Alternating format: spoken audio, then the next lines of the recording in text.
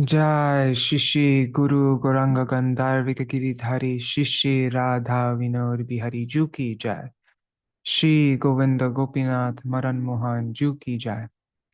Nitya Lila Pravishta Om Vishnupad Ashtatara Shata Shishimar Bhakti Vedanta Narayan Goswami Mahārāja Śrīla Gurudev ki Jai. Nitya Lila Pravishta Om Vishnupad Ashtatara Shata Shishimar Bhakti Vedanta Vaman Goswami Mahārāja ki Jai.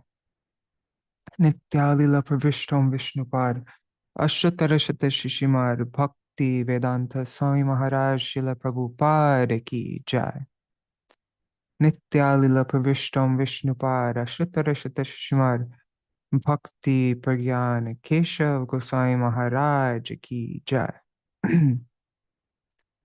Nityalila Pravishtam Vishnupad Ashtatara Shata Shishimar Bhakti Siddhanta Saraswati Goswami Prabhupada ki Jai. Nitya Lila Pravishta Maha Bhagavat Śrīla Keśava Das Babaji Maharaj ki Jai. Sorry, let me just start over because my mind went somewhere else. Nitya Lila Pravishtam Vishnupad Ashtatara Shata Shishmar Bhakti Siddhanta Saraswati Goswami Prabhupada ki Jai. Nitya Lila Pravishta Maha Bhagavat Śrīla Keśava Das Babaji Maharaj ki Jai. Nitya Lila Pravishta Śrīla Saccidānanda Bhaktivinoda Ṭhākura ki Jai. Nitya Lila Pravishta Vaishnav Sarvabhauma Śrīla Jagannath Das Babaji Maharaj ki Jai. Shri Rupa Anu Gauriya Guru Varga ki Jai. Shri Rupa Sanatan Bhatta Raghunath. Shri Jeev Gopala Bhatta Das Raghunath. I'll do full. Śrīla Baladev Vijibhushan Prabhu ki Jai. Śrīla Vishwanath Chakravarti Thakur ki Jai. Shri Narottam Srinivas Shamananda Prabhu Trai ki Jai. Śrīla Krishna Das Kaviraj Goswami Prabhu ki Jai. Shri Rup Sanatan Bhatta Raghunath Shri Jeev Gopal Bhatta Das Raghunath Shara Goswami Prabhu ki Jai. Shri Sarup Damodar Rai Ramanandari Shri Gaur Parshad Vrinda ki Jai. Namachay Śrīla Haridas Thakur ki Jai. Prem se kaho Shri Krishna Chaitanya Prabhu Nityananda Shri Advaita Gadadhar Shivasari Gaur Bhakta Vrinda ki Jai. Shri Kshetra Mandala, Kora Mandala, Vraja Mandala, Mathura Vrindavan Dham ki Jai. Sarva Abhishta Pradakta Giriraj Maharaj ki Jai. Shri Radha Kunda Shama Kunda ki Jai. Shri Amuna Devi Ganga Devi ki Jai. Shri Tulsi Maharani Vrinda Devi ki Jai. Shri Bhakti Devi ki Jai. Shri Purnamasi Yogamaya ki Jai. Shri Gopeshwar Mahadev ki Jai. Jai Shri Vijaya Akarashi Titi ki Jai. Titi Palankari Bhakta Vrinda ki Jai. And this Akarashi, many people are following tomorrow also. So, right. Shri Harinam Sankirtana ki Jai. Ananta Koti Vaishnava Vrinda ki Jai. Samagata Gaur Bhakta Vrinda ki Jai. Shri Nitai Gaur Premanande Hari Hari Gaur. And all these magazines and articles published by our Guru Varga ki Jai. Hare Krishna, everybody. Dandavat Pranams, Rukmini Didi, Gopala Ghanasham Prabhu, and Kishore Prabhu, Ganga Mataji, and I see a few others there. Well, I don't see your names unless you write a comment. But yeah, Hare Krishna, everybody. All right, so today's article is extremely technical. I think this is the most difficult article I've ever seen by my Param Gurudev Śrīla Bhakti Prajñāna Keśava Gosvāmī Mahārāja. I just like last time, I didn't really get much. Like before our last session, I didn't have any time to prepare. I actually just read the article this morning. And when I was reading through it, I was like, oh my God, I don't actually fully understand a lot of this. But what happened last time is the first day when we read, I was going through, right? We were going through it very slowly. And then after that, after going through it very slowly, then I was able to read it again. And since we went through it so thoroughly and slowly, I was able to then the second time I read it, the next day, finally I was able to understand everything, mostly everything. And so I think maybe this will be similar, this session. Generally, the articles aren't as difficult as the one that we're going to read now, though. Generally they're pretty understandable. But yeah, just wanted to give that disclaimer. And Rukmini Didi or Gopalakana Shamprabhu are also in the chats there. If anybody like if I'm ever getting anything wrong, and or when I'm not understanding something, or just any time, feel totally free to jump in. Don't feel afraid to turn on your mic. Okay. So yeah, but this reading, I'm not we might have to do a second, like read it a second time. Yeah, we'll see. Let's see how this goes. All right. So this is an article from, right now we're reading articles from, this is the last Rays of the Harmonist that we published in magazine form. After that, we published some Rays of the Harmonist books like Kriti Ratna and Shri Guru Vandana, the letter book of Śrīla Gosvāmī Mahārāja, and publications like that. But this was the last actual magazine. And also, of course, Rays of the Harmonist has been publishing monthly articles by Srila Bhaktisiddhanta Saraswati Thakur Prabhupada for 16 years now, actually. No, now is the beginning of the 17th year of publishing articles by Bhaktisiddhanta Saraswati Thakur every month. But the magazine, was the last one was on 2014, number 26. And this was on the centennial disappearance day of Srila Bhaktivinoda Thakur. So, yes, this article is that we're going through Ṭhākura Saccidānanda Bhaktivinoda. And I made it into an EPUB, which I can share in our WhatsApp group afterwards. I also sent it out in the email. But after I sent it out in the email, like I was just reading through it this morning and I found some mistakes. So I'll send an updated version later on. Hare Krishna, Shubhananda Prabhu. Oh, and Rajbhuvan Yadavji and Min Wing. Hare Krishna. Okay. Pranams Prabhu. Hare Krishna. Okay, so I'm going to share my screen and we will begin.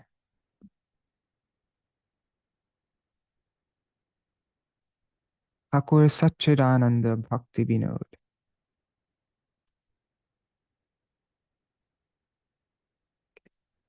And Hare Krishna, Krishna Mai Didi.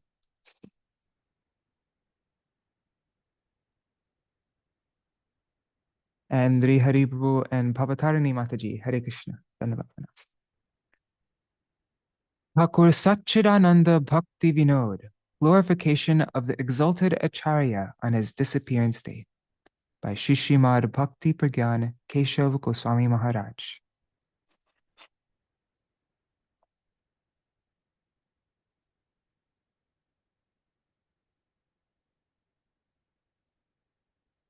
And this article was translated from this Prabandhavali, Srila Bhakti Prajñāna Keśava Gosvāmī Mahārāja Prabandhavali. That's where we got this article.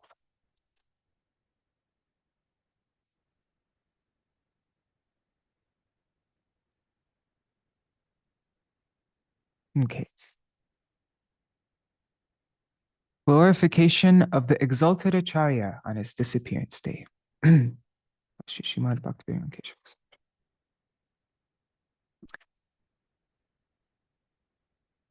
The inclination to remember Srila Bhaktivinoda Thakur in the mode of separation. So I'm just bringing up the comments so that I can see them whenever anybody writes. There. All right. the inclination to remember Śrīla Bhaktivinoda Thakur in the mode of separation.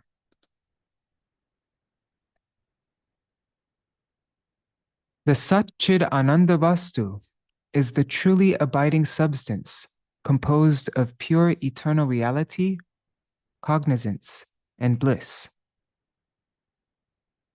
If Saccidānanda Vastu remains hidden from our view, from the ordinary people of this plane, we will not be able to conceive of it, and it will be beyond our revelation. Indeed, that which remains beyond our vision, we describe as being in the unmanifest, the apricot state. But even though unmanifest, the Shuddha Sattva Vastu, the truly abiding substance comprised of pure existence, is never absent in any way. I remember my Param Gurudev giving an example in one article. Like we might be looking through a window and we see somebody walk past the window. Like we see them through the window and we see them walk past. And so they're unmanifest and then they became manifest to our vision. But then as they continued walking on and we couldn't see them anymore, then to us, to our vision, they became unmanifest. But that doesn't mean that they are not existing. Same with the sun. The sun, we see it during the day, it's manifest, but then when it moves further and it sets, doesn't mean that the sun has disappeared, but it's just unmanifest to our vision, but it's now manifest to people in other parts of the world. So indeed, that which remains beyond our vision, we describe as being in the unmanifest apricot state. But even though unmanifest, the Shuddha Sattva Vastu, the truly abiding substance comprised of pure existence, is never absent in any way. Only when our vision of its absence is itself absent will we perceive Sadhya Vastu, the ultimate object of attainment, and describe it as eternal, nitya, and primeval, sanatan. That's a double negative, right? Only when our vision of its absence is itself absent will we perceive. So anyways, okay. The Saccidānanda Vastu is indeed eternal and primeval, and there is certainly no better revelation of its meaning than Saccidānanda Śrīla Bhaktivinoda Thakur. Although we constantly have all kinds of discussions about him, on this day, feeling separation from Saccidānanda, we have engaged in remembering some of the especially unique features of his pastimes. Such remembrance is a form of service to his lotus feet. Śrīla Thakur concealed himself from ordinary vision on the new moon day of Ashad, 35 years ago today. And there's a footnote. What does the footnote say? It says, Ashad is the third month of the Bengali calendar and falls between June and July. Śrīla Bhaktivinoda Thakur disappeared on the new moon day, Amavasya, of this month in the year 1914.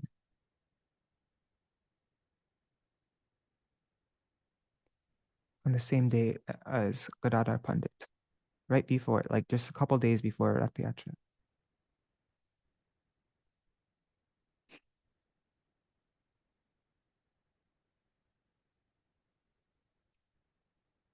Reflecting upon the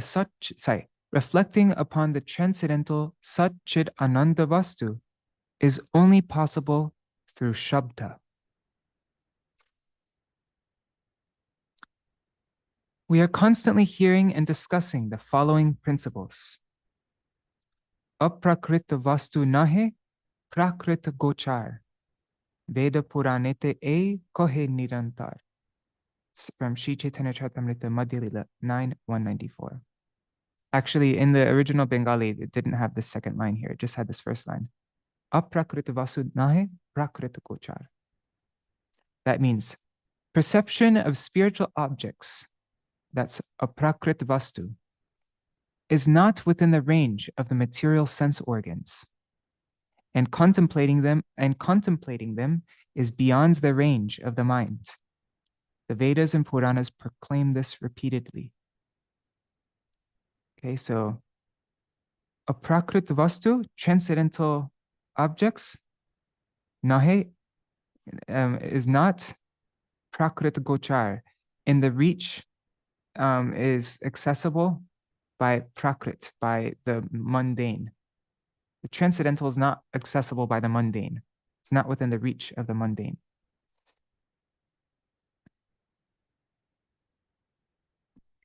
And then there's this verse. And in the original Bengali, he actually only quotes the second line here, not this first line. But Krishna Surya Sama Maya Hoy Andhakar Jaha Krishna Taha Nahi Mayar Adhikar.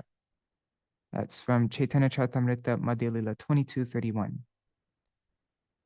Krishna is like the sun, and Maya is darkness.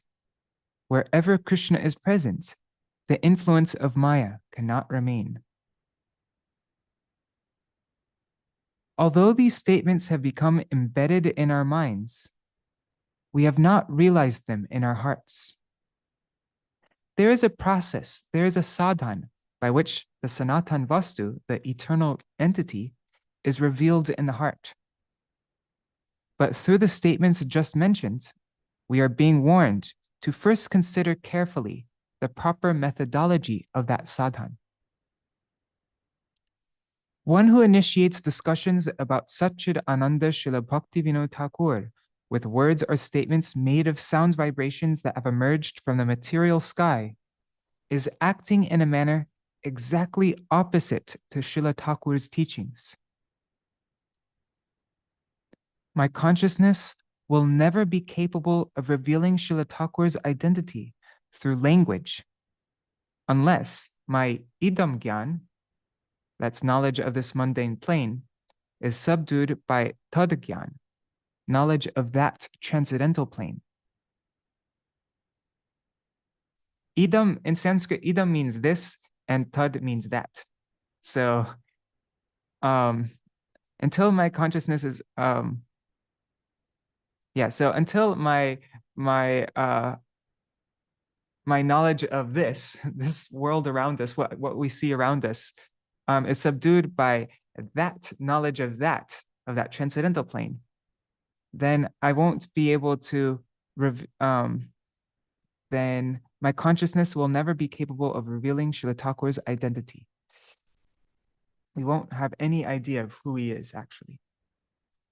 Therefore, although it is beneficial for me to remain silent as long as my idam gyan dominates, my knowledge of this dominates, then Srila Thakur's words, which are full of assurance, are constantly inspiring us to discuss this subject matter.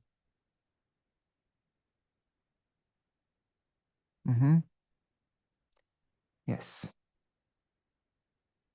So when we're glorifying Srila Bhaktivinoda Thakur, this is the most important subject to talk about. What we just read in this article by Srila Bhaktisiddhanta Saraswati Thakur Prabhupada, and what we're reading all throughout this article by my Param Gurudev,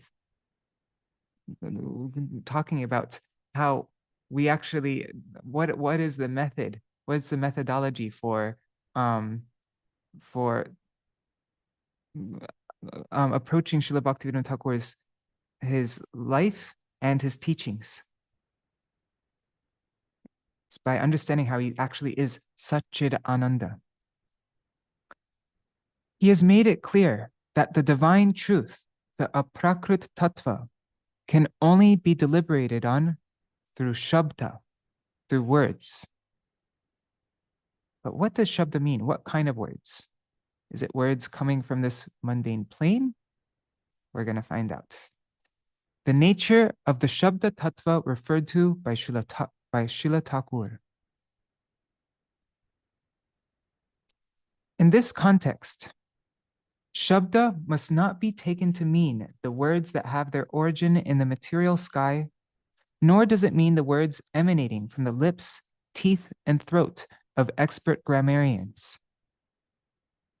It is neither the shabda that the empirical scientists define as being produced by periodic waves of compressed air, nor is it the words of men who simply give credence to the philosophers based on popularity. this Shabda is absolutely beyond the four faults of the senses. And what are the four faults of the senses?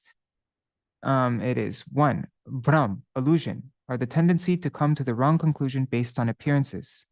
2, Pramad, the tendency to make errors in general. 3, Vipralipsa, the tendency to deceive as characterized by baseless denial of something beyond the senses. And 4, Karanapatav, that's insufficiency and limitations of the senses. So this Shabda is absolutely beyond the four faults of the senses. Yes, our senses cannot have any access to the Shabda. It is eternal, it is nitya, it is pure, shuddha, absolutely complete, purna, liberated, mukta, and immortal, atimartya. It is the unquestionable source of all knowledge, of Veda, and the perfect message received in the succession of bona fide gurus, Amnaya Vani. For the purpose of emancipating the Baddha Jivas, the souls who are conditioned by ignorance, this lineage of the transcendental message, this Vani Parampara, awakens within the core of their hearts, which at that time are supremely pure. Let's just reread that. For the purpose of emancipating the Baddha Jivas, this lineage of the transcendental message awakens within the core of their hearts, within the core of the hearts of the living entities, which at that time are supremely pure, Vishuddha. In the hearts of those blessed by destiny, this Vani has awakened and enabled them alone to become factually established in all Siddhanta, the consummate truth. Certainly, the most prominent speciality of Srila Bhaktivinoda Thakur's appearance was manifesting Siddhanta Vani. Thus, he who is Nadiya Prakash, who revealed the birthplace of Mahaprabhu, was also Siddhanta Vani Prakash, he who manifested Siddhanta Vani. So Siddhanta Vani, we just read, is the consummate truth, this message which brings the Vani has awakened. Yes, it's the transcendental message, which is the consummate truth. That's Siddhanta Vani. But there's a double meaning to Siddhanta Vani here. Let's see what the footnote says. It will be explained that Srila Bhakti Siddhanta Saraswati Thakur is the intended meaning of Siddhanta Vani. So yeah, many times my Param Gurudev, Srila Bhaktivinoda Keśava Gosvāmī Mahārāja, would use two, he would, his words would be very deep and would have multiple meanings to them. So he'd be expressing two things at the same time. So Srila Bhaktivinoda Thakur is manifesting Siddhanta Vani, the true conclusions of Mahaprabhu in the form of his books, in the form of all the conclusions that he brought, the Bhakti Vinodhara. But also, maybe even more importantly, it was through bringing out Siddhanta Saraswati, Siddhanta Vani, Srila Bhakti Siddhanta Saraswati Thakur Prabhupada. Just on this topic here, about this Shabda, I want to very quickly, let me see if I can find it. We read it just the other day. I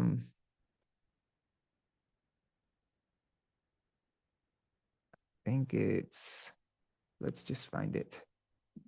Vani.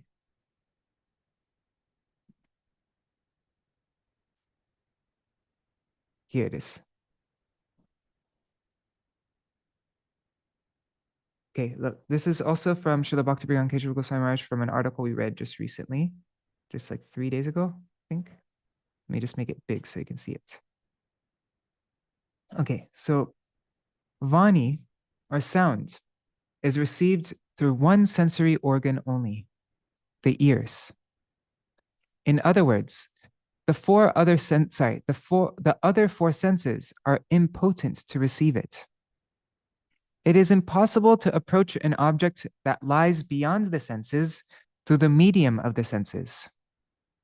Indeed, we attain auspiciousness to the extent we are able to limit the involvement of the senses.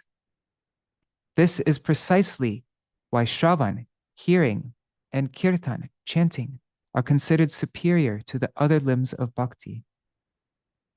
Because this Shabda is beyond any sense, it's beyond the senses. It's as a prakrita vastu.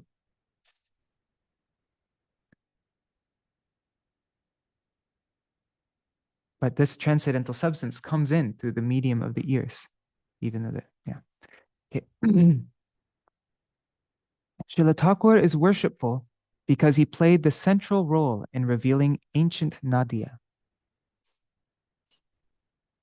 Okay, so thus who was Nadia Prakash, who revealed the birthplace of Mahaprabhu, was also Siddhanta Vani Prakash, he who manifested Siddhanta Vani. So that Ṭhākura is worshipful because he played a central role in revealing ancient Nadia. Śrīla Ṭhākura Mahārāja is indeed known as Nadia Prakash, for he revealed the actual birthplace of Nadia Shashi, the moon of Nadia, Sriman Mahaprabhu, where the Supreme Lord enacted his early pastimes. Therefore, we lovingly serve Nadia Prakash by establishing and worshipping his deity form. Śrīla Ṭhākura is present. I wonder if this has another meaning, like Nadia Prakash was the daily magazine, the message that Śrīla Saraswati Thakur Prabhupada put out every single day through Pranavananda Brahmachari, Nadia Prakash. I don't know, maybe there isn't a double meaning there, but I just Śrīla Ṭhākura is present in his eternal deity form in Sevya Sevak Bhav at Swananda Sukura Kunj within Sri Nam Hatta, the marketplace of the holy name, or the Aprakrit Sarup Ganj. And just so you know, Sevya Sevak Bhav. Sevya means the object of service, and Sevak is the servant. So in the mood of receiving service from the devotees, but also in his mood as a sevak of Radha and Krishna. He is situated there in Swananda Sukura Kunj. Situated thus, he is reminding us, Mukta api lilaya vigraham kritva bhagavantam bhajante. That's Sri Chaitanya Charitamrita Madhya Lila 24:112. That means even liberated souls accept divine forms so they can participate in the transcendental pastimes of Sri Bhagavan and serve him.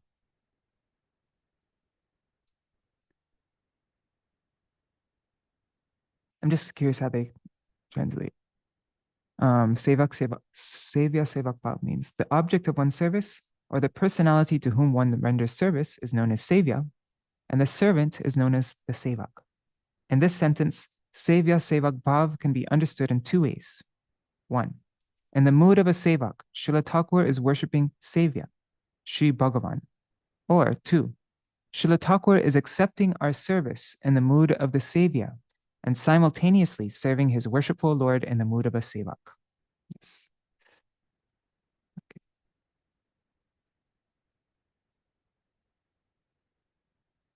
Okay. So now we heard how Śrīla Bhaktivinoda Thakur is Nadia Prakash, and now we're going to hear how he is Siddhanta Vani Prakash. Thakur Bhaktivinoda is the progenitor of Siddhanta Vani. Hare Krishna, Amit Dandekar, and Rupmanjari Didi, and Nitai Haribo. And Kishore Prabhu. Hare Krishna. And Rasapriya, I said that way. Okay. So Śrīla Bhaktivinoda Thakur is the progenitor of Siddhanta Vani. The transcendental message, the Vani he manifested, is the very form of the original goddess of transcendental knowledge, Saraswati. That Vani is indeed Siddhanta Vani, or Siddhanta Saraswati. By studying the example Śrīla Thakur set in his own life, as well as by studying the Granthas, the sacred texts written by him, and the direct continuation of his transcendental message, the Vani Parampara, we learn that without taking shelter of the immaculate instructions received through the succession of bona fide gurus, Amnaivani, are the irrefutable evidence of Vedic sound vibration, Shabda Praman. We cannot bring delight, we cannot bring vinod to Saccidānanda Bhakti. With this in mind, and with the sole aim of worshipping Srila Thakur for his satisfaction, we exclusively take shelter of Siddhanta Vani, in other words, Siddhanta Saraswati, and respectfully offer ourselves to his lotus feet. Tate Krishna bhaje kore gurur sevan, maya jal chute pai Krishner charan. That's from Sri Chaitanya Charitamrita Madhya Lila 22-25. Therefore, entangled jivas should absorb themselves in Krishna bhajan and simultaneously do Guru Seva. Then only will they be released from the net of Maya and finally attain the lotus feet of Sri Krishna.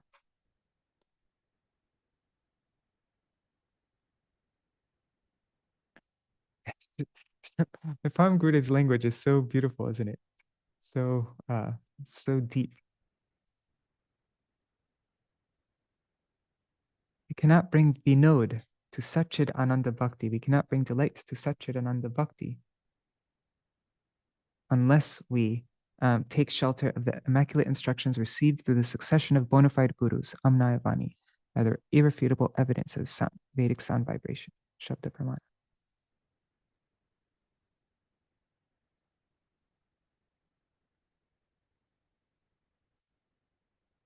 But this is also indicating, what does Srila Bhaktivinoda Thakur's name mean? Srila Bhaktivinoda Thakur, he's Vinod, he brings delight to Saccidānanda Bhakti, that is Bhakti personified, which is completely transcendental, which is Saccidānanda. It's composed of Saccidānanda. So in the same way, we can only bring pleasure to Srila Bhaktivinoda Thakur or to Saccidānanda Bhakti if we receive his teachings through the Amnayavani, through the succession of bona fide gurus, or of the irrefutable evidence. Yes. Okay.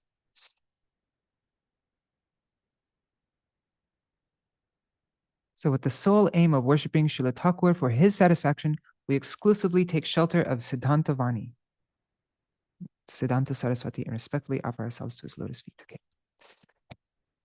Characteristics of some of Srila Thakur's relatives and acquaintances.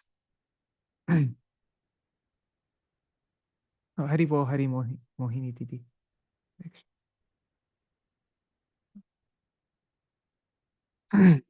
On many occasions, I have heard people say that when Srila Bhaktivinoda Thakur was in the Grihastha ashram, they had been his very close relative. They wanted to show that they had been intimate with him and familiar with his identity. Simply hearing this recount, my most venerable ācārya Dev, Srila Bhakti Siddhanta Saraswati Gosvāmī Thakur, would say, they could not even see him, let alone be near him or know his real identity. In Jaiva Dharma, written by Srila Thakur himself, in the 15th chapter entitled Prameya Jiva Tattva, that's the established proof regarding the living entity, we have learned the significance of such statements and the benefits they give when they ultimately bear fruit. Therein, we find the following analysis. Mind and speech both have their origin in inert matter, and they cannot be made to touch chit vastu, transcendental objects, despite the greatest endeavor. The Vedas declare, Yato vacho nivartante aprapya manasa saha. Speech and minds return unsuccessful in their attempts to reach Brahma.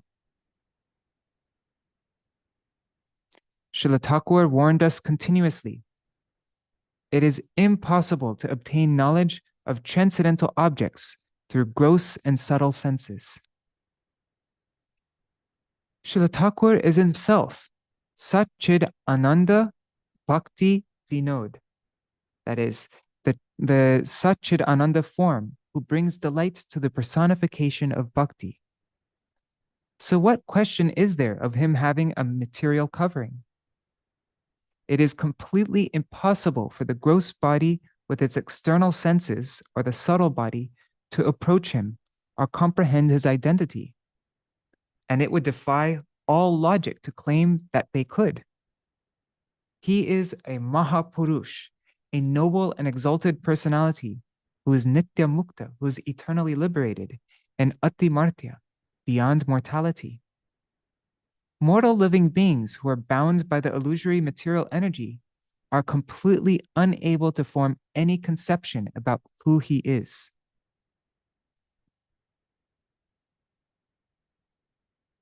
That's why when we come to glorifying Srila Bhaktivinoda Thakur, we 100% solely have to rely on what we've received from our Guru Varga, what we've heard from them. We can't just talk about his, oh yeah, Srila Bhaktivinoda Thakur had this schedule and he did this amazing thing and blah, blah, blah. No, that's not. We have no way of understanding him or accessing him except through, mortal beings who are bound by the illusory material energy are completely unable to form any conception about who he is.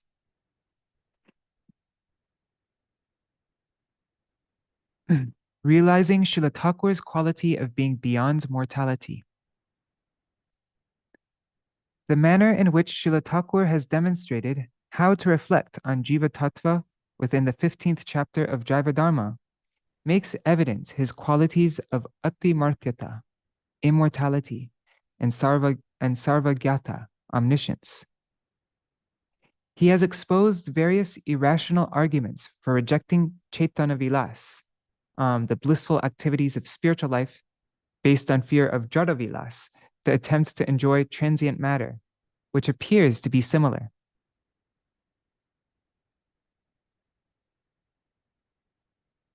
So I guess many people, they reject Chaitanya Vilas because they fear that it's Jada Vilas, but Srila Bhaktivinoda Thakur has exposed the arguments of people rejecting Chaitanya Vilas, the blissful activities of spiritual life based on fear of Jada Vilas, the attempts to enjoy transient matter.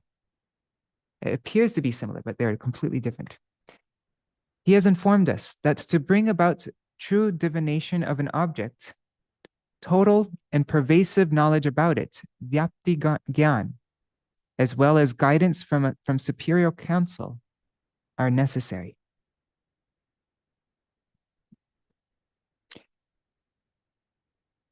What's divination mean? Just looking this up. Hey, look up divination. Divination means she looked to divination for guidance when important decisions loomed. Divining. The practice of seeking knowledge of the unknown. Okay, by supernatural means. Okay. So to try to understand the true divination of an object, total and pervasive knowledge about it, vyapti gyan, as well as guidance from superior counsel are necessary. Okay. In this context, one may put forth the argument of seeing a pearl in an empty oyster shell and mistaking a rope for a snake to establish that the phenomenal world is a total falsity. But these contradict fundamental axioms. From these astonishing insights of Srila Thakur, I am realizing his position as the Ati Martya ācārya. Yes, he truly understood he was able to bring about the true divination of an object and full pervasive knowledge about it and give that superior counsel to understand.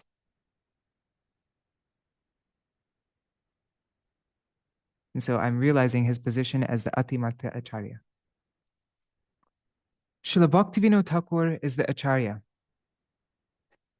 Even within the field of traditional philosophical deliberation, Srila Bhaktivinoda Thakur is the ācārya in every sense of the word. By virtue of his literary contributions to the field of philosophy, such as his commentaries Vedanta Bhashya, Upanishad Bhashya, Sahasranam Bhashya, Gita Bhashyam, and so on, it is easily apprehensible to us that without a doubt, he is situated on the most elevated platform within the community of acharyas.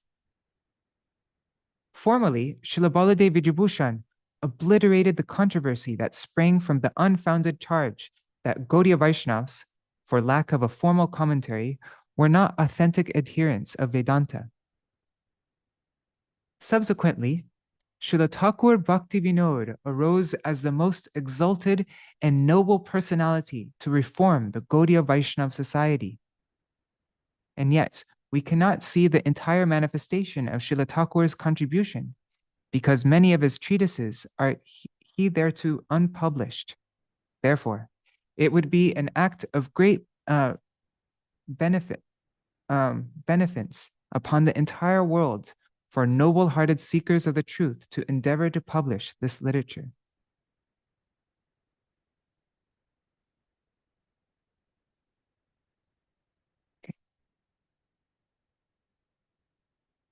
That's really beautiful, though. Putting him on the before Srila Baladev Vijayabhushan, he was the one who obliterated the controversy that sprang from like that, and he was the person to establish the integrity of the Gauḍīya Vaishnavas Siddhanta.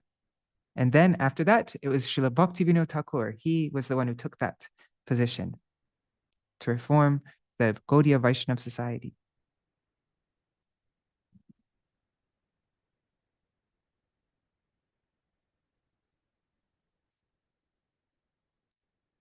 Srila Saccidānanda Thakur's delineation of true benevolence, para upakar. Oh, Hare Krishna, I'm just looking at the comments.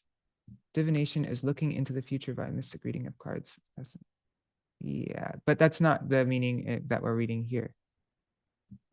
Yeah, okay. So what's the meaning of true benevolence? Para upakar, we're going to find out.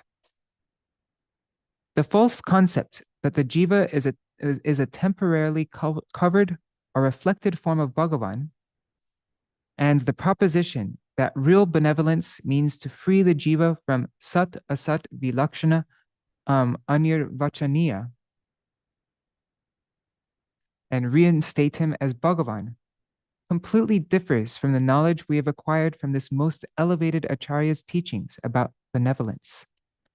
And let's see, what does sat asat vilakshana anirvachaniya mean?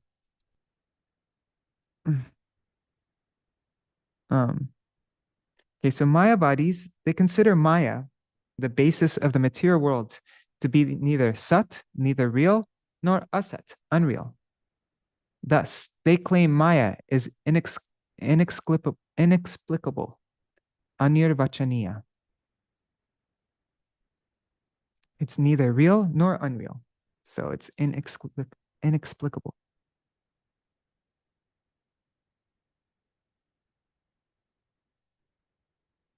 So, so there are people who say that real benevolence means to free the jiva from this sat asat vilakshana anirvachaniya, Maya, basically, and reinstate him as Bhagavan. But no, this completely differs from the knowledge we have acquired from this most elevated ācārya's teachings about benevolence. The purpose of Srila Thakura's commentaries is to establish the jivas on a platform of absolute truth by fixing their faith in the reality of their eternal devotional existence. The word para, supreme, and paropakar, benevolence, indicates an object's beginningless natural attribute of being the greatest. So that's a much deeper meaning of para upakar, because para means, like, one meaning of para is others, and upakar means to help, to aid, to give benefit to, like that. And so helping others is para upakar. But another meaning of para is supreme, and upakar, so to aid those in attaining their supreme position, like reinstating them in their, that's how I'm understanding this. This indicates an object's beginningless natural attribute of being the greatest, who we are meant to be, our swarup, establishing us as Krishna's servants. So that's real para upakar. That's aiding them in realizing their supreme position, their ultimate position. Not ultimate, but anyways, whatever. Actions that seek to nullify the real greatness of the living entity cannot be called benevolent. That entity who is fully saturated by eternal bliss, Nityananda, is truly para. And real benevolence to the jiva awards him the fruit of becoming fully established in Nityananda, in eternal bliss. What is the use of accepting the existence of gyan, of knowledge, but denying the existence of gyata, the possessor of knowledge? How can such conceptions benefit the conscious soul? The living entity is by nature Ananda Swarup. The jiva's form is that inherently made of happiness, of Ananda. But if he becomes spiritually inactive by negating ultimate reality along with his own existence, who will remain to experience that Ananda? And to whom will benevolence be shown? Who to even show benevolence? If the jiva doesn't, you're completely like negating his own existence. Srila Thakur condemned such so-called benevolence as contemptuous. He did not accept it as benevolence at all, because in relation to the conception of vyavaharik mithya vastu, what does that mean? Vyavaharik mithya vastu. So from Śrīla Jiva Goswāmī's Tattva Sandarbha, text 40, we learned that the Mayavadi followers of Sri Shankaracharya use the example of mistaking a rope for a snake to prove that worldly existence, that vyavahar, is neither real, is neither sat, nor unreal, asat, and is thus inexplicable. Their logic is as follows. If snakes were not real, then there would be no possibility of mistaking a rope in the darkness to be a snake, for a non-existent thing can never be conceived of. Thus, they explain the mistaken perception of the snake is not unreal, nor is it actually real, for in the light it will be seen that no snake is present. It's actually a rope. Thus, the Mayavadis conclude that a third inexplicable Anirvachaniya category exists, which is neither sat nor asat, and they claim that Maya is of this third category. So basically, they're saying that Maya is real,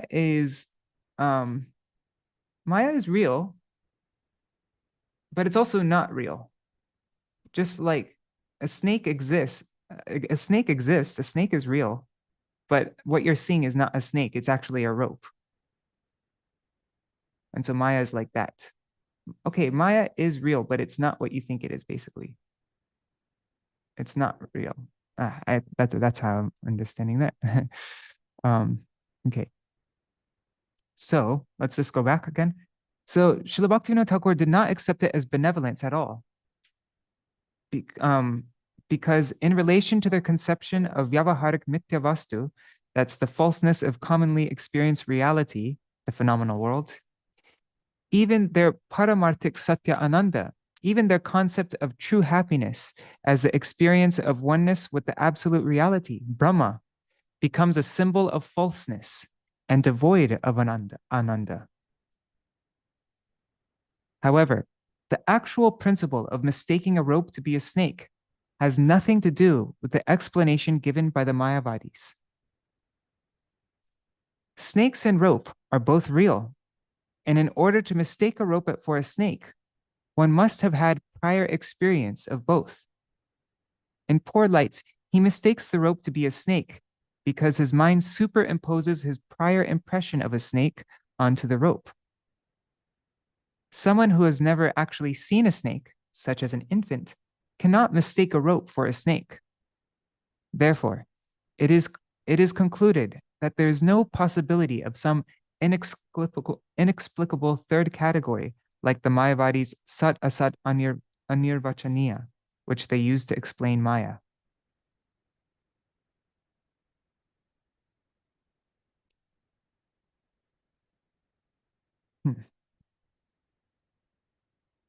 Okay. So right now, our Param Gurudev is explaining that benevolence does not mean gyan, like what the Mayavadis try to give, right? That's not para upakar, which completely denies our existence. And so there's no way to even experience any kind of ananda. And there's nobody to even be benevolent to, because everything's just one, right? So that is not para upakar. And now he goes on to say the achievement of temporary fruit is not the goal of benevolence either. So what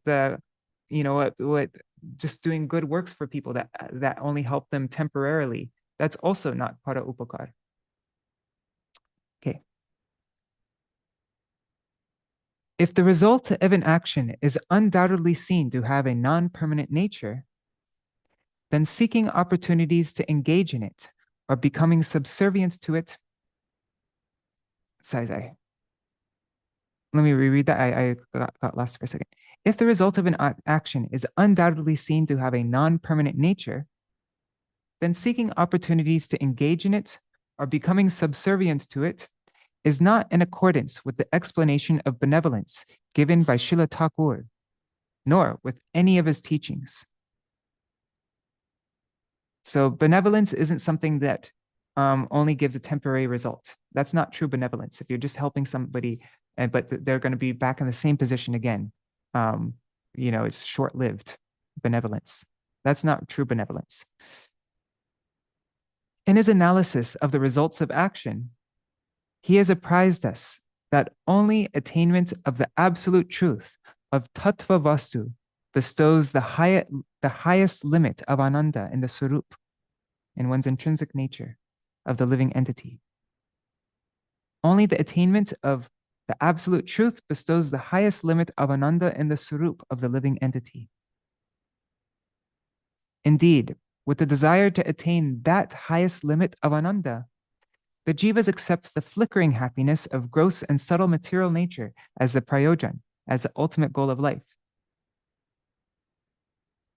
Yes, all jivas, they desire to attain that highest limit of ananda, of the absolute truth. So, but they're looking for love in all the wrong places. But the jivas accept the flickering happiness of gross and subtle material nature as the prayojan, as the ultimate goal of life.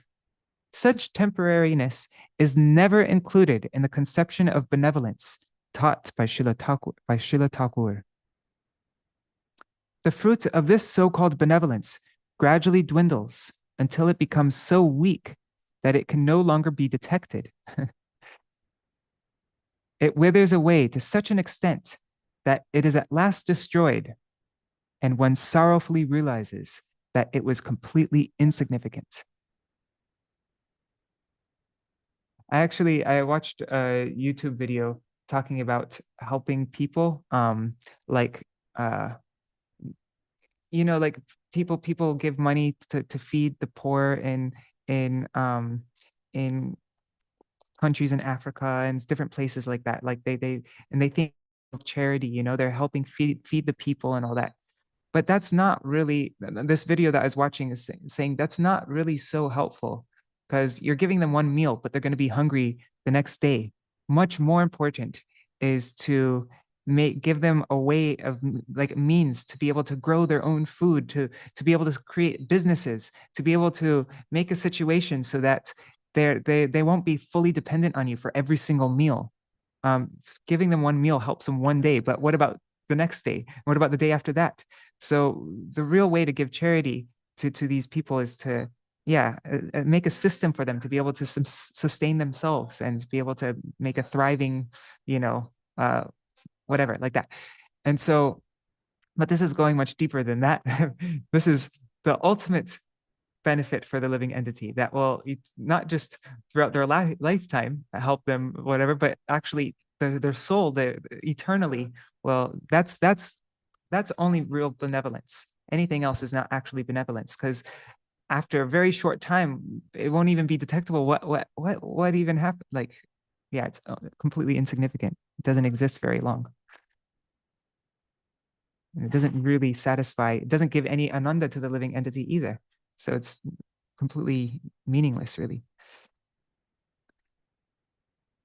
Attainment of Prajñāna essentially depends on mercy, not on one's own sadhana.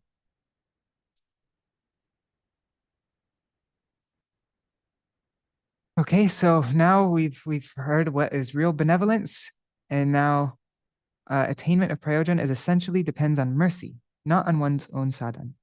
The process that leads one to finally obtain the ultimate goal, Prajñāna, as conceived by Śrīla Thakur, successively bestows both the ability to perform sadhana and later the sadhya itself. And there's a footnote here. It says, initially, one obtains the ability to do aradhana, loving worship, in the stage of sadhana by mercy. And later, by mercy alone, mercy alone gives the result of that sadhana, the sadhya or prem bhakti. Hence, the attainment of the Prajñāna completely depends on mercy. At every step, mercy is 100%. You can't even perform sadhana without mercy. And then you attain the sadhya also by mercy. So every step, mercy is 100% everything. Certainly, by definition, the word sadhya means that which can be attained through performing sadhana and is thus dependent on sadhana. Right? Sadhya, like that word sadhya means that which is brought about by sadhana. That's the definition of the word sadhya. Nevertheless, by hearing the teachings of Śrīla Thakur on sadhya vastu, on the final object of attainment, from the mouth of Siddhanta Vani, we can understand that sadhya vastu is, in reality, beyond the reach of sadhana. And so, and see, every time we see this, Siddhanta Vani, there's two meanings there. Siddhanta Vani means the teachings of Śrīla Bhaktivinoda, the conclusions of the message of Śrīla Bhaktivinoda Thakur, but it also means from the mouth of Śrīla Siddhanta Saraswati Thakur Prabhupada. So through hearing these teachings on sadhya vastu, on the object of attainment, we can understand that sadhya vastu is in reality beyond the reach of sadhana. There's no thing that you can do to bring about the goal. There's no sadhana, there's no practice that you can do to attain Krishna prem. You have no ability to make it happen. This is what we've understood. Thus, attainment of sadhya is actually dependent on the mercy of the absolute truth, the tattva vastu. You can try for all eternity to bring about Krishna prem and you'll get nowhere. It's only by mercy, the absolute. Moreover, the imperfections of language are bound to interfere while expressing the definition of the word sadhya. Yes, there's a footnote here. From the viewpoint of an etymologist, the word sadhya indicates that which can be attained through performing sadhana and is thus dependent on sadhana. But in reality, the attainment of the sadhya is beyond the reach of sadhana. Thus, it is clear that the imperfections of language are interfering with the actual definition of sadhya.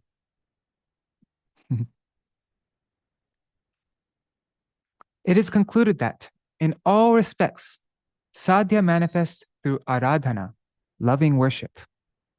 It is stated in Vedanta Sutra 3.2.24, Api samradhane pratyakshanu manabhyam.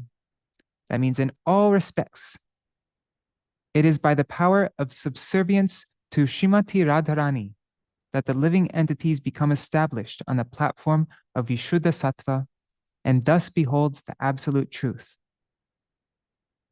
That absolute truth becomes directly visible before them. Pratyaksha becomes directly visible before them and is the basis and substance of all their thoughts. Anuman.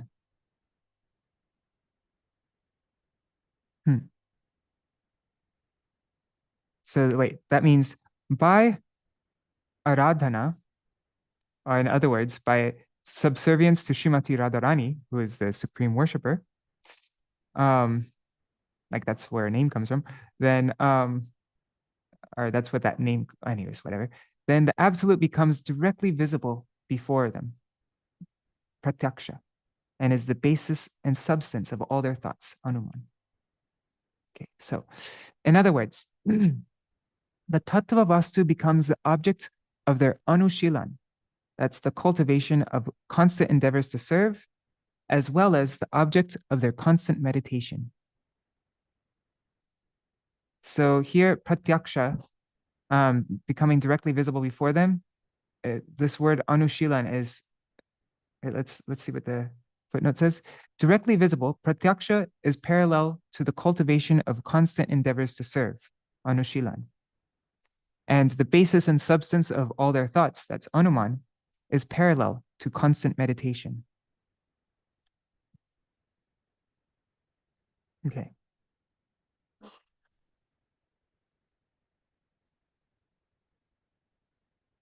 Okay, so in the absence of perfect aradhana or shuddha bhakti, the conscious being, due to misuse of his free will, finds himself in the presence of mundane perception and false knowledge.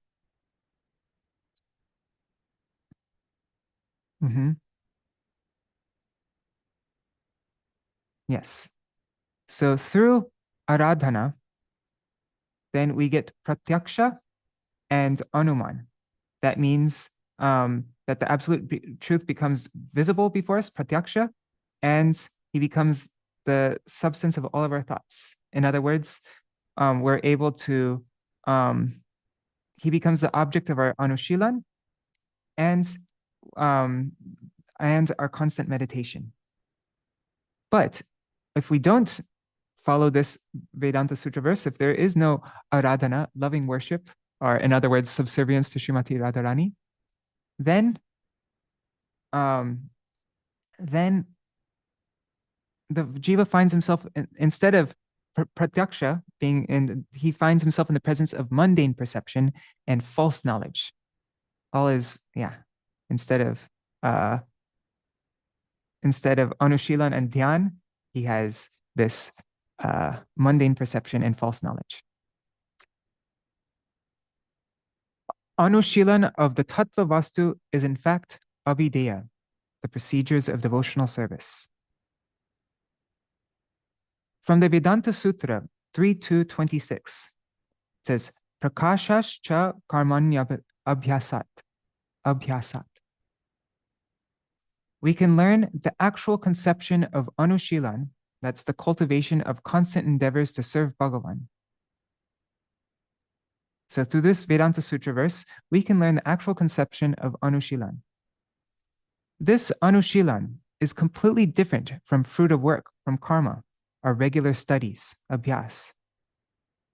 Rather, this sutra is a mantra. And mantra literally means that which delivers the mind, right? Mantra.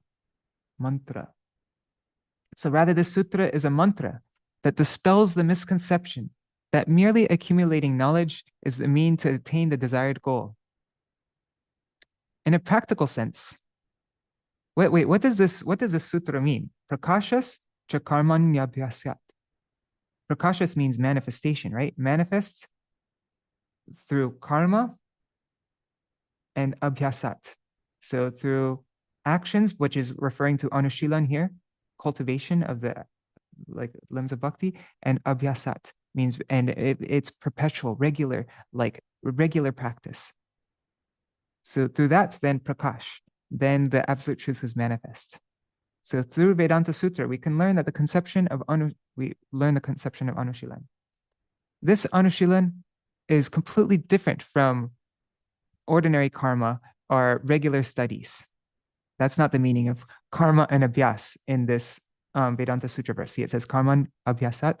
So that's not the meaning of, it's not fruit of work or regular studies. Rather, the sutra is a mantra that dispels the misconception that merely accumulating knowledge is the means to attain the desired goal.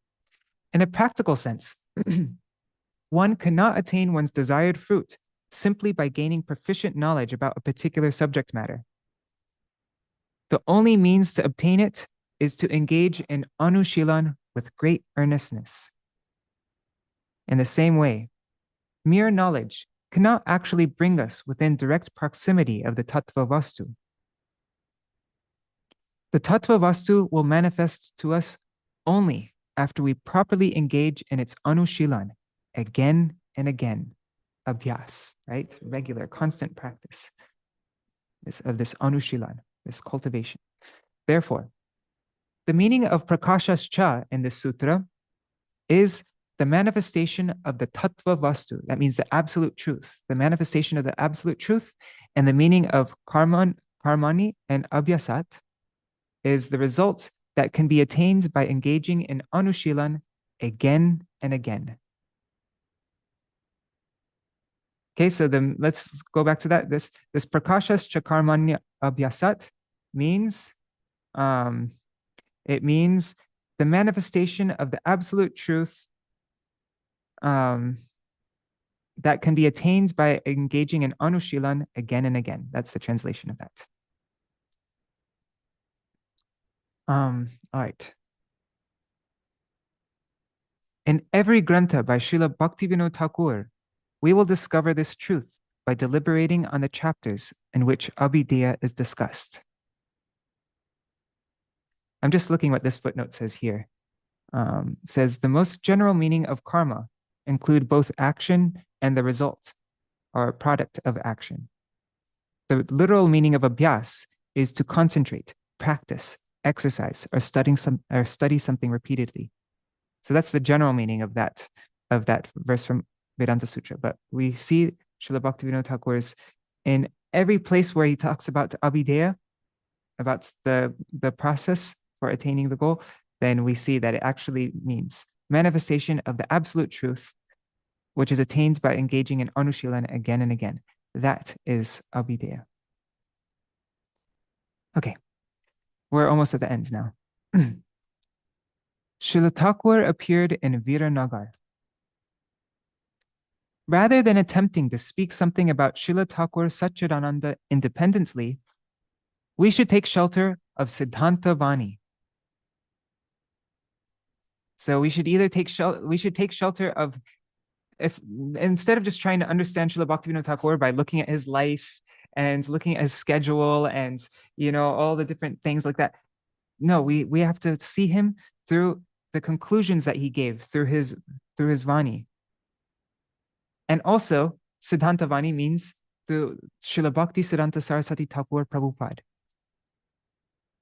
Yes, we have to take shelter of these two things to be able to speak something. If we want to speak something about Srila Bhaktivinoda Thakur, we take shelter of his Siddhanta, his writings, but more importantly, Srila Bhakti Siddhanta Saraswati Thakur Prabhupada himself.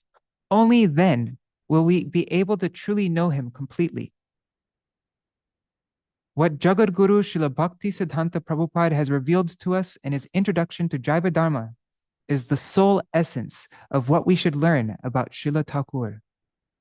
There he revealed that the place of appearance of Chaitanya Vastu, Sri Chaitanya Mahaprabhu, and Advaita Vastu, Sri Advaita Ācārya, is also the very place of appearance of Saccidānanda Vastu, that Srila Saccidānanda Bhaktivinoda Thakur. So there's a double meaning in all that also. I'm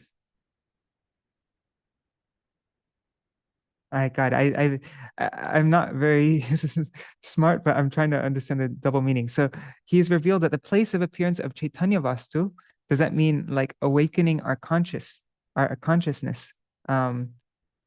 and our Krishna consciousness, but it also means Chaitanya Mahaprabhu and Advaita Vastu, seeing how we're completely there's we're non-different as well, like Achinta Beta Beta Tattva, I'm guessing. So, but it also means Chaitanya Mahaprabhu and Advaita Ācārya. So the place of appearance of these two things is the place of appearance of Saccidānanda Vastu, Srila Saccidānanda Bhaktivinoda Thakur. So when Chaitanya Vastu and Advaita Vastu arise, then there's the appearance of Saccidānanda Vastu. I don't know. My Param Guru's words are very, very deep and cryptic. But yeah, it's beautiful at the same time. Such amazing oneness, Advaita, such amazing oneness saturated with speciality, is always observed in Atma Tattva, spiritual reality. Furthermore, he manifested his pastime of appearing to the world in a place called Viranagar in Gauḍīya. This is fitting, for it is impossible for Atma Tattva to manifest anywhere that lacks spiritual strength. Well, so Viranagar, Vira, he's saying it's appropriate that he appeared in Viranagar because Vira means, the literal meaning of Vira is strength, and the meaning of Nagar is town or city. So it's appropriate that he appeared in a place called Viranagar, which gives us the spiritual, which is, yeah, it is impossible for Atma Tattva to manifest anywhere that lacks spiritual strength. Bal. All dualities converge in perfect harmony within the Aprakrit Tattva alone. Despite my desire to become purified by discussing many more topics about Srila Thakur, I fear my doing so will make this article too lengthy. I have thus concluded here by briefly mentioning his appearance, even though it is the day of his disappearance. Such a contradiction may seem inconsistent from the ordinary perspective, but considering the third sutra of Srila Thakur's Grantha, Tattva Sutra, it says, Viruddha dharmam tasmin nachitram. The existence of contradicting attributes in the Supreme Absolute is in no way astonishing, for it is entirely natural in him. Yes, this is contradicting attributes is completely natural in the Supreme Absolute Truth. So, considering this sutra of Srila Bhaktivinoda Thakur, we come to know that in the aprakrit, in the supramundane, Saccidānanda Vastu, the beautiful harmony of all contrary attributes is eternally present. Apart from this, the appearance and disappearance of the Mahajans, both serve the same purpose. Therefore, the disappearance day, the day of separation, is also a day of celebration.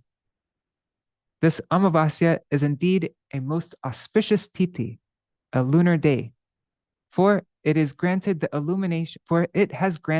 illumination of great auspiciousness. So there's another contradiction, right?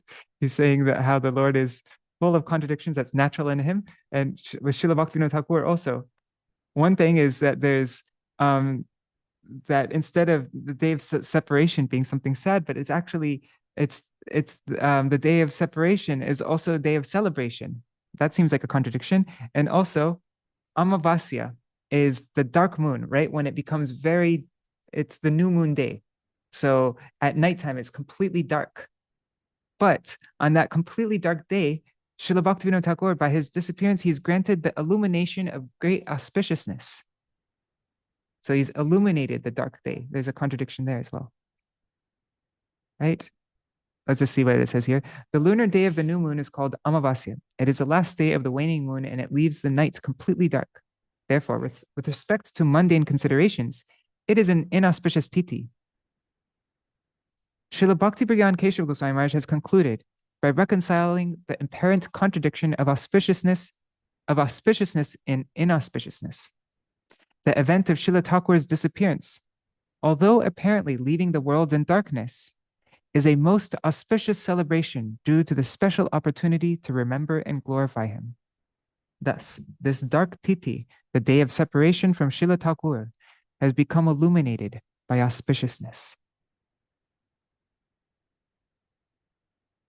And this is how he ends. He ends with this verse. Namo Bhaktivinodaya Saccidānanda Namine Gaura Shakti Sarupaya Rupanuga Varayate. I offer my pranam unto Srila Bhaktivinoda Thakur, the exalted personality who brings delight to Bhakti Devi, Bhakti Vinod, and who is known by the name Saccidānanda because he is the embodiment of pure eternal reality, cognizance, and bliss. He is the personification of Sri Gaura's internal potency, Srila Gadadhar Pandit, and he is the foremost Rupanuga Vaishnav.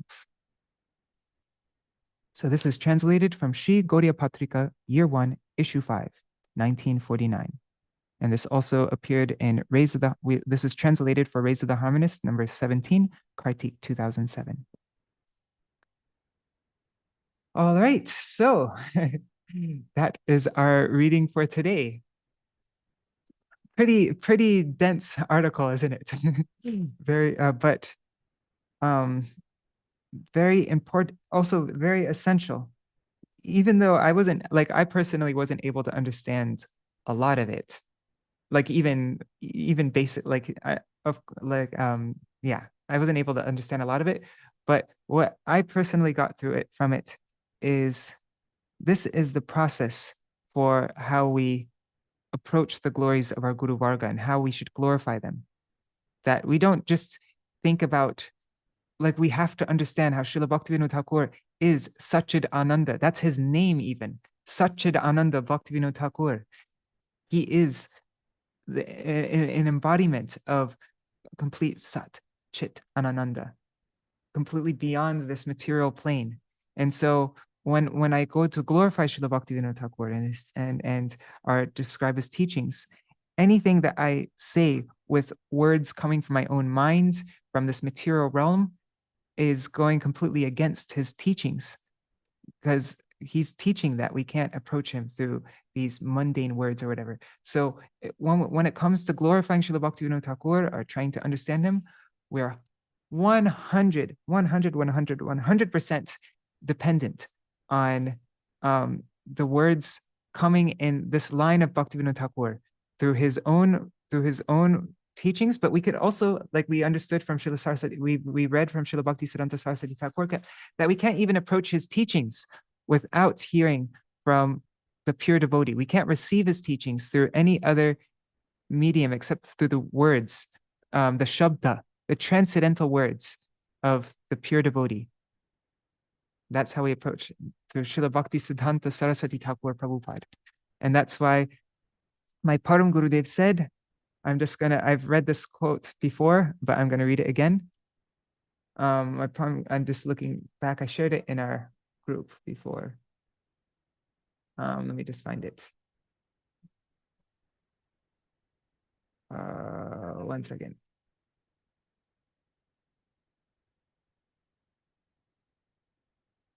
Where is it? Oh, wait. Yes, okay, here it is. So my Param Gurudev Srila Bhaktivinoda Keśava Gosvāmī Mahārāja, and my Gurudev quoted this in his ācārya Keśava, his biography. So my Param Gurudev said, I don't know or recognize the path of the previous Goswamis. I don't know or recognize the path of the previous Goswamis. I simply accept Jagat Guru Srila Prabhupada's line of thought as unerring truth.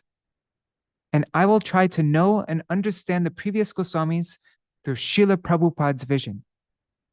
I will first accept the excellence of his explanations and commentaries. I can't understand what the Goswami said. I can't understand Srila Bhaktivinoda Thakur's words. I don't have access to them. And so I take full shelter of Siddhanta Vani, of Srila Bhaktisiddhanta Saraswati Goswami, of the message coming from Srila Bhaktisiddhanta Saraswati Thakur Prabhupada. That's where we get Srila Bhaktivinoda Thakur's teachings, is through Srila Bhaktisiddhanta Saraswati Thakur Prabhupada, and all those coming in the Amnaya Parampara, and those coming in the line of Srila Bhaktisiddhanta Saraswati Thakur, who fully received that Vani, that Siddhanta Vani, and they are also distributing it. That's how we approach Srila Bhaktivinoda Thakur's teachings. And only through that can there be any hope of us, even, like, that's the method of trying to glorify him and approach his teachings, is through that process. Yeah. Does anybody have any thoughts or anything to say on this? Any points? Yeah, I remember something. If it's okay to speak. Okay. Yes, about Shabda Brahma, about vibration, how it's about vibration by the pure devotee. So one time Srila Prabhupada was in Mayapur, my Prabhupada, Gurudev, and he continues speaking the class or the talk in Bengali. And so the devotees, one by one, the disciples try to get up and leave. And Prabhupada said, "What is this? Why are you leaving?" "Oh, Prabhupada cannot understand what you're saying." So linguistically speaking, if you have it all clear, like linguistically speaking, but there is no sound, no true transcendental sound behind those. So Prabhupada said, "No, you'll benefit by hearing me, my sound vibration." That's what came to mind. And Yeah. again, how to defend or understand truly, this is what I get, but to Bhaktivinoda Thakur is to hear it through his line, his Varga, not by getting a PhD and from the most prestigious place in the world you might want to. That's the tricky part of it. Some of my god brothers here wanted to be heard, so I think that's about it. And so they went back to college to get degrees in Sanskrit and like that, accumulate some titles. Because in the world, the titles are how people, they might want to hear you. But that's all in the mundane plane. It's agitation, isn't it? We have to explain the material. Sound vibration. Even though it's so close, it's word by word, Bhaktivinoda Thakur, or is it? Anyway, Yes. that's what I just thought I got those two things. I've been chewing on them for a while, and I think you have to also this conceptions, people saying, "Oh no, here it says Keśava Gosvāmī says, the first." Mm-hmm. And so perhaps scholastically we could say, yeah, it says that right there, but how do we get that Swarup understanding or that internal, if it's not by our Guru Vargas? Yes. Yes, we read in the article, the previous article by Srila Bhaktisiddhanta Saraswati Thakur Prabhupada. He said that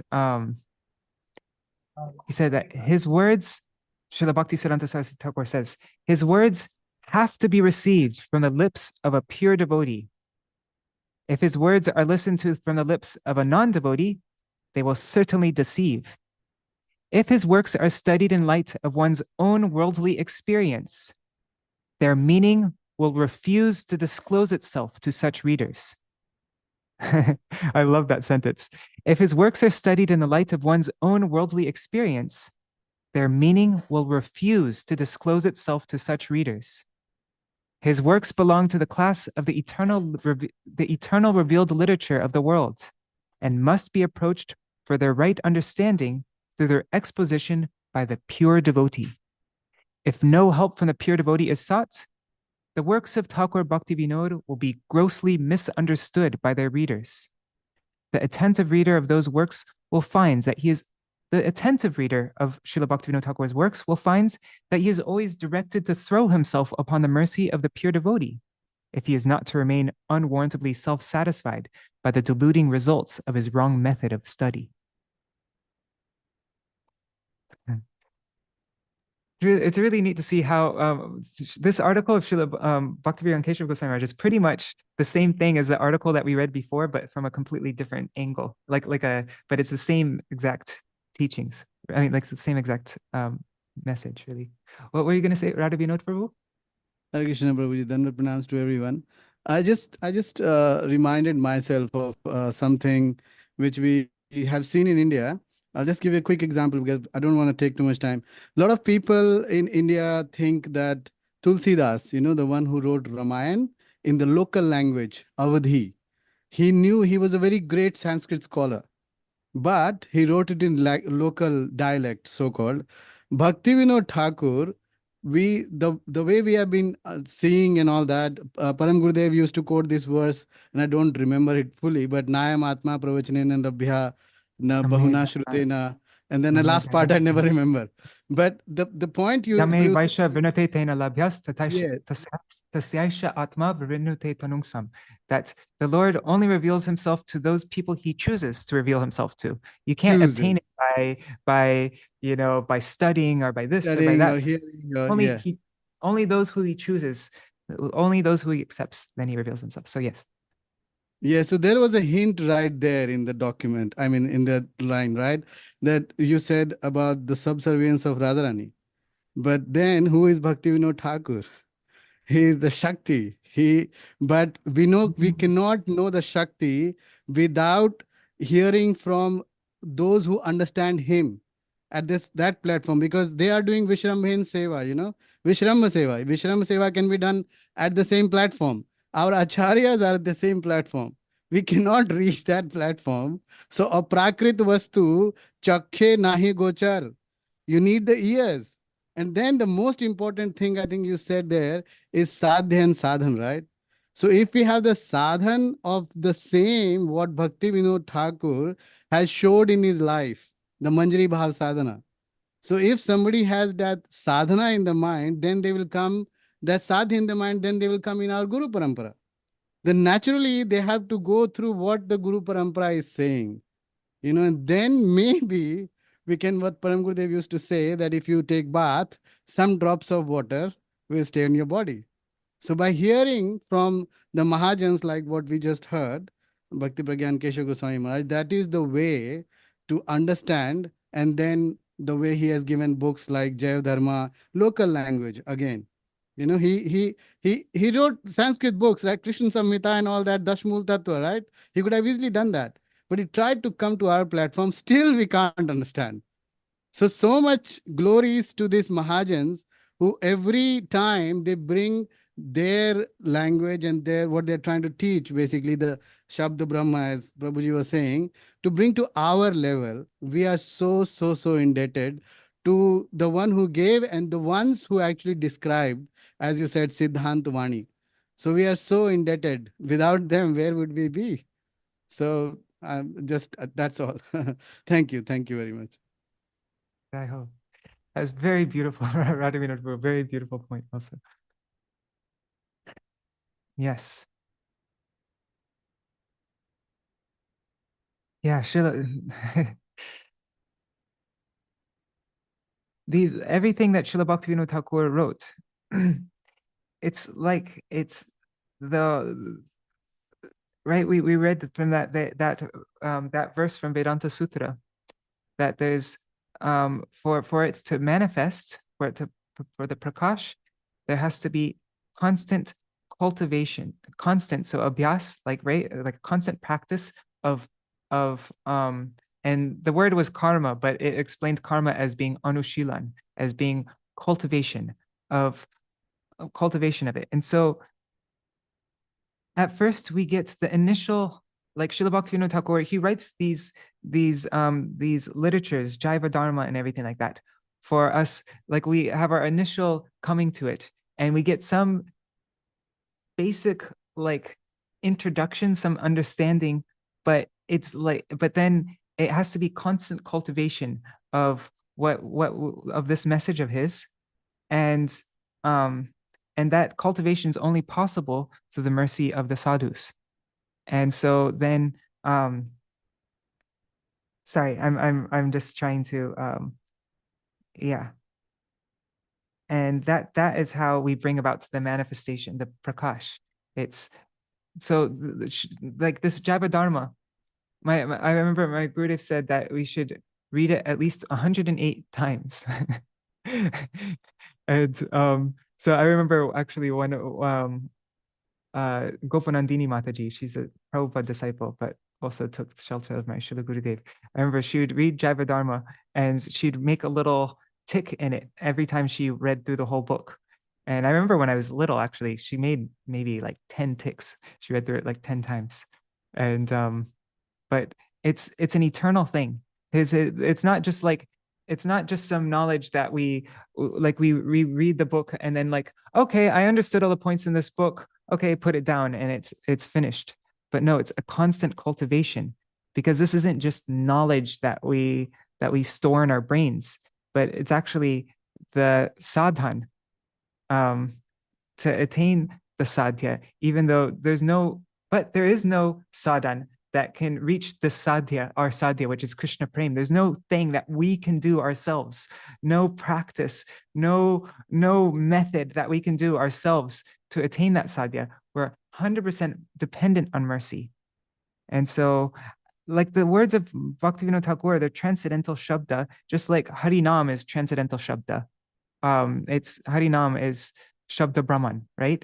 And so just like we get Harinam and we start chanting or whatever, it doesn't mean that we have to understand that Nam and Nami are non-different, Krishna himself. And so with Srila Bhaktivinoda Thakur's teachings also, they're similarly Shabda Brahma. And so it's not, by reading them, we don't actually, just like Harinam, we have to cultivate these words by aradhana, by loving worship, which is only possible through those in the line of Srimati, like those, Srimati Radhika is the embodiment. She is Aradhana, Radha, her name Radha is Aradhana. So those her servants, we take shelter of them, then we can do some then we're doing sadhan, but it's not our own. We're not really the ones doing sadhan, where it's their mercy that is making us able to perform some practice. Sorry, that was very all over the place, but I'm trying to, even when I read this article, I was going very slowly because it's so far beyond me, but I'm just trying to be able to follow to some extent, but yeah.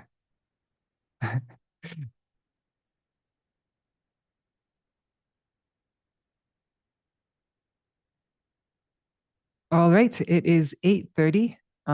If anybody has anything more to share, then you can mention it. Otherwise, we will end here.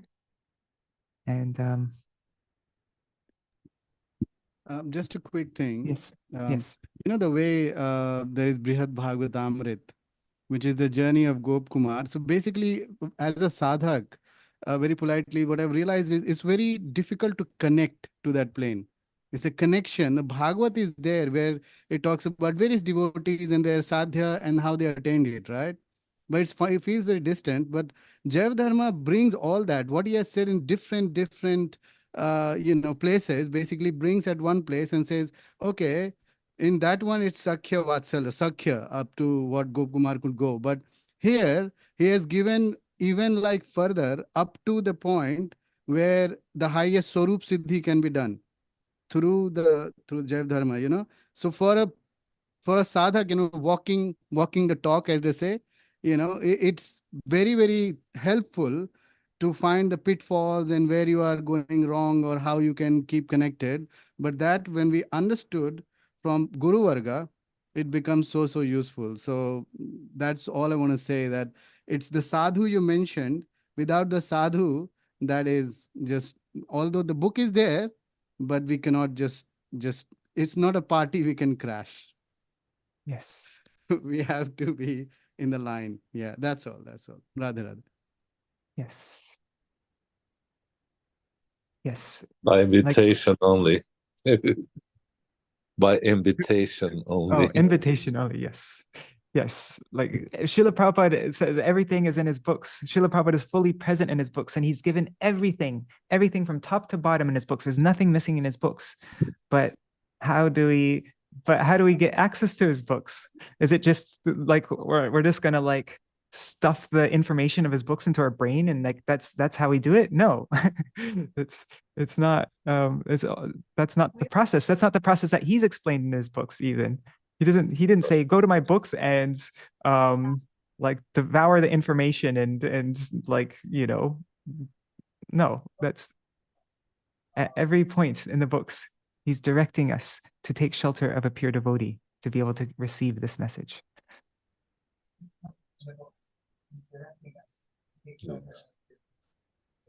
look at the books he published and in what order too. There gives you a clue too.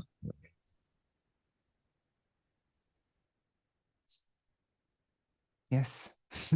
I like these Zoom studies with you. I hope it's okay to I know sometimes your time is so limited and we have a big audience, and so I don't want to be hanging anything. I mean, I'm really like, really, I'm like, my whole purpose of doing this is kind of selfish. It's not really like I'm trying to do a program for everybody else, but it actually forces me to, try to try to really go slowly through the thing so that I can sort of understand it, and also then being able to hear everybody else's explanations and discuss with you. That's then there's like other, like I don't get the same thing from just reading a magazine on my own. And so I'm very grateful to everybody for this. All right, so I guess, oh wow, there's so many comments here. Okay, let me just read through these comments and then I'll do Jaidwani and we can end. But okay, I'm just looking at okay, let's see. Amit, okay, I'm gonna, okay, Rup Manjari says, there's nothing wrong with getting skills at university that can be used in service if one is also under the shelter of one's Guru Varga. Yeah, Yukta Vairagya, right? Everything should be used in the service of Krishna.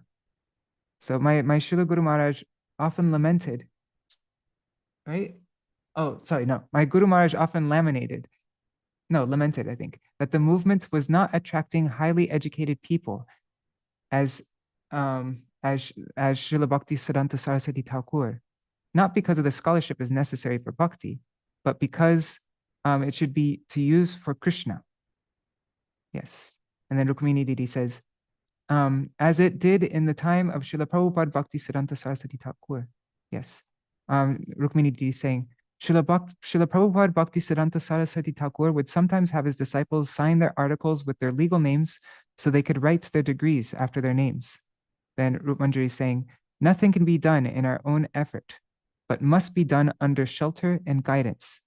But conversely, we should be cautious about inferring what instructions and guidance others have or have not gotten. Yes. Yeah, that's the important thing is to always understand why we're doing whatever we're doing. We have to be very cautious all the time. Otherwise, and that's why we read from Srila Bhakti Siddhanta Saraswati Thakur. Before we open these books of Srila Bhaktivinoda Thakur, it would do us well to reflect a little bit on what's the prerequisite for its, I forgot exactly how he worded it, but the indispensable prerequisite for approaching its study. But yeah, those are great points that Rup Manjari made also, that Yukta Vairagya, basically. Yeah. All right, so I'll do a quick Mahamantra and then, oh wait, I'm seeing one more comment. Madhusudan Prabhu says, we have to surrender to Hari, Guru, and Vaishnavas, but we also have to endeavor and cultivate our practices. It's like the two fingers too short Mother Yashoda had to bind Krishna. Yes. Cheshta and Kripa. Cheshta, yes, we have to make our own cheshta. We have to make endeavors in bhakti, but the prominent thing for us is Kripa. And really, it seems like, I'm not sure if this is correct to say. I think it's correct to say that our sadhan isn't really about like doing something to make the sadhya, because our sadhan there's no sadhan that you can do to attain Krishna prem. So really our sadhan's more kind of just like showing that we really want it. Because isn't it like, it's that simple. I think Śrīla Gosvāmī Mahārāja says about Nityananda, like, if we want it, then we get it. It's as simple as that. If you want Krishna, then you can have him. The problem is that we don't want Krishna. We want so many other things. I want to enjoy. I want to love this person. I want to, we have unlimited desires. And so our sadhana is really just about showing that, no, I don't want all these things. I just want Krishna. It's all about showing that we want it, that we want that we want to be a recipient of this mercy. And then, but it's not actually anything that we're accomplishing. We're just showing how much we want it. And then mercy comes, and then through that mercy, then we're able to actually do the sadhana and then get the sadhya. But everything's 100% mercy. Mercy is always the most prominent thing, but we have to show our endeavor that we want the mercy. Does that sound right? I think that's yeah. I think actually thank Rukmini for this clarification on Yukta Vairagya. Yes, I mean there is the intellect to be used, and leaders would be attracted to people that have some credentials, what we call it. But I was in this case specifically, I was referring to, because it's so apropos, because Bhaktisiddhanta is writing about how to really know Saccidānanda Bhaktivinoda Thakur. And in so doing, then we can truly defend him or his conceptions, his Vani. That's what I was just saying, because specifically there are cases of people trying to go back to academically know every single detail of biography of Bhaktivinoda Thakur and all his writings, and memorize them. And there's people who can do that, but would that be able to show or to reveal Bhaktivinoda Thakur, the Bhakti Vinod? I heard one time I heard a podcast where somebody was talking about Bhaktivinoda Thakur, and the person was a scholar. Person knew everything. I'm not talking about Lalit Madhav's also, just anybody's wondering. I'm not talking about his, but a different one. But somebody was talking about Srila Bhaktivinoda Thakur, and they were a scholar. They knew so much. The Swalikita Jivanamrita that Srila Bhaktivinoda Thakur wrote, they knew it front to back. And they knew much more about Bhaktivinoda Thakur in one sense, like in an external sense, than I knew, like way more. But I felt contaminated after listening to it. Like it really felt like I was being dragged down, because it was such like the person wasn't approaching Srila Bhaktivinoda Thakur in this like our Param Gurudev is showing that we should approach him. He was approaching him in this way that goes completely against Srila Bhaktivinoda Thakur's teachings. Like just looking at him as a mundane person who, looking at him as an ordinary person, it was disgusting, really. And that's what happens if we don't approach in this proper way. We'll come to a very wrong conclusion about Bhaktivinoda Thakur. Yes. And right, we read in the previous article, Srila Bhaktisiddhanta Saraswati Thakur said that this is his like primary duty or something, like his primary, I forgot how he worded it, but like one of his main things is how did he word it? Anyways, to push back against this, or to show this is the wrong method, this is the wrong way to approach Srila Bhaktivinoda Thakur. And yeah. Anyhow. Yes. Okay, it's now starting to get late. I'm going to just do a quick Mahamantra, and then we'll end our session for today. Hare Krishna, Krishna Krishna, Hare Hare, Hare Rama, Rama Rama, Hare Hare, Hare Krishna, Krishna Krishna, Hare Hare, Hare Rama, Rama Rama, Hare Hare. Jaya Bhaktivinoda Ṭhākura Bhaktivinoda Bhaktivinoda Ṭhākura Bhaktivinoda Jai Bhakti Siddhanta Saraswati Prabhupada Bhakti Siddhanta Saraswati Prabhupada Jaya Swaparshara Śrīla Prabhupada Swaparshara Śrīla Prabhupada Jaya Guru Deva Guru Deva Guru Deva Jaya Guru Deva Hari Bol Hari Bol Hari Bol Nitai Gaur Hari Bol Nitai Gaur Hari Bol Hari Bol Hari Bol Hari Bol. I really like what Rup Manjari just wrote here. She said, our sadhan shows that we want to want and cleans out our heart so that we can just want. That's really nice. Thank you. Jai Shishi Guru Gauranga Gandharvika Giridhari Shishi Radha Vinod Vihari Ju ki Jai Shri Govinda Gopinath Madan Mohan Ju ki Jai Nitya Lila Pravishtam Vishnupad Ashruta Rashita Shishimar Bhakti Vedanta Narayan Gosvāmī Mahārāja Śrīla Gurudeva ki Jai Nitya Lila Pravishtam Vishnupad Ashruta Rashita Shishimar Bhakti Vedanta Vaman Gosvāmī Mahārāja ki Jai Nitya Lila Pravishtam Vishnupad Ashruta Rashita Shishimar Bhakti Vedanta Swami Maharaj Śrīla Prabhupada ki Jai Nitya Lila Pravishtam Vishnupad Ashruta Rashita Shishimar Bhakti Prajñāna Keśava Gosvāmī Mahārāja ki Jai Nitya Lila Pravishtam Vishnupad Ashruta Rashita Shishimar Bhakti Siddhanta Saraswati Gosvāmī Prabhupada ki Jai Nitya Lila Pravishtam Maha Bhagavat Śrīla Keśava Gosvāmī Mahārāja ki Jai Nitya Lila Pravishta Śrīla Saccidānanda Bhaktivinoda Ṭhākura ki Jai Jai Bhakti Bhagirati Śrīla Saccidānanda Gosvāmī Bhaktivinoda Ṭhākura ki Jai Jai Śrīla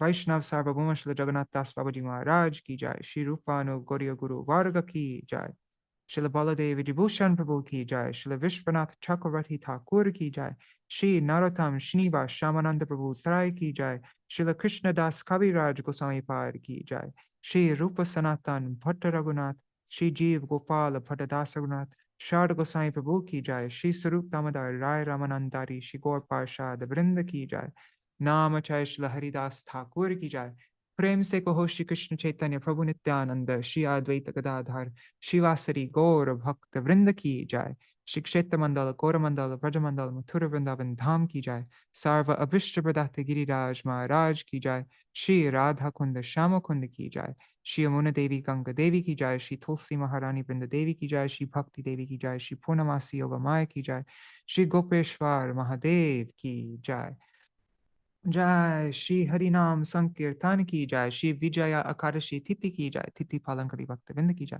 Ananta Koti Vaishnava Vrinda ki Jai Samagata Gaur Bhakta Vrinda ki Jai Shri Nitai Gaur Premanande Hari Hari Bo Vrindai Tulsi Devai Priyai Keśava Shicha Krishna Bhakti Pradadevi Satyavatai Namo Namaha Vancha Kalpatarubhyascha Kripa Sindhubhya Evacha Patitanam Pavanebhyo Vaishnavebhyo Namo Namaha.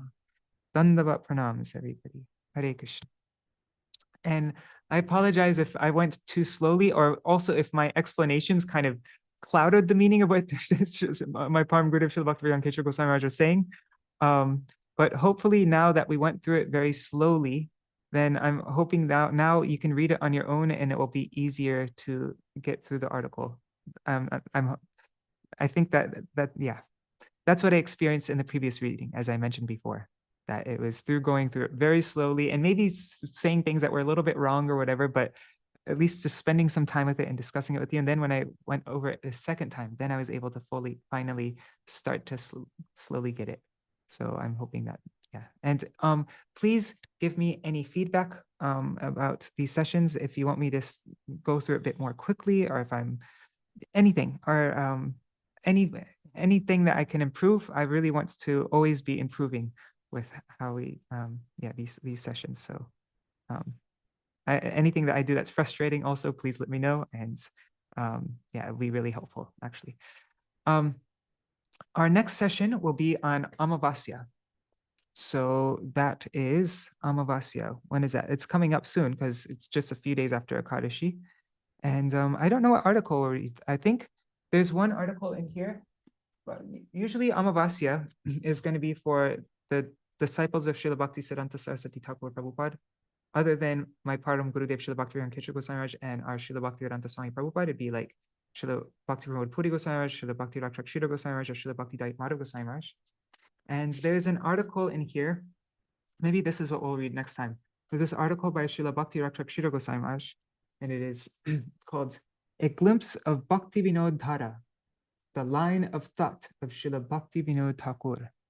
Maybe we can read this. This one's a very fascinating article. It's he's explaining how Śrīla Bhaktivinoda Thakur, one time in a dream, he was wandering the heavenly planets, like he was in Swarga Loka, and then he came across I think it was like Brahma and Shiva and Narad and like all these personalities, Brihaspati. I can't remember exactly, I might be getting the details wrong, but they were having a discussion and they weren't able to reconcile some words Krishna said in Bhagavad Gita, Ananyas Chintayanto Mam. No, which verse was it? What's that one? Anyways, whatever, we'll get there. Apichet Sudara Charo, I think is that verse. They were unable to reconcile it. And then they said, hey, look, there's you know, a Maha Bhagavat pure devotee. He'll be able to explain to us. And so then Śrīla Bhaktivinoda Thakur, he clarified the meaning of, so even Śrīla Bhaktivinoda Thakur, he was even helping Brahma, Shiva, all these personalities to understand the truth. So how fortunate are we that we've been able to receive the teachings? Who could be a better person to impart these teachings than Śrīla Bhaktivinoda Thakur? So anyways, maybe we can read about that. We can read that in a few days on our next Iṣṭa-goṣṭhī session. All right. Dandavat pranams, everybody. Vidya Lala Sadidi says, and Srila Prabhupada has also mentioned that there's no point in studying his teachings if we are not prepared to act up to the instructions lucidly conveyed by his words. Yeah, Srila Bhaktisiddhanta Saraswati Thakur said, yeah, there's no point in studying his teachings if we are not prepared to act up to the instructions lucidly conveyed by his words. Yes. Right. Step up to the plate. Yes. Wonderful. Thank you. All right. Dandavat pranams, everybody. Hare Krishna.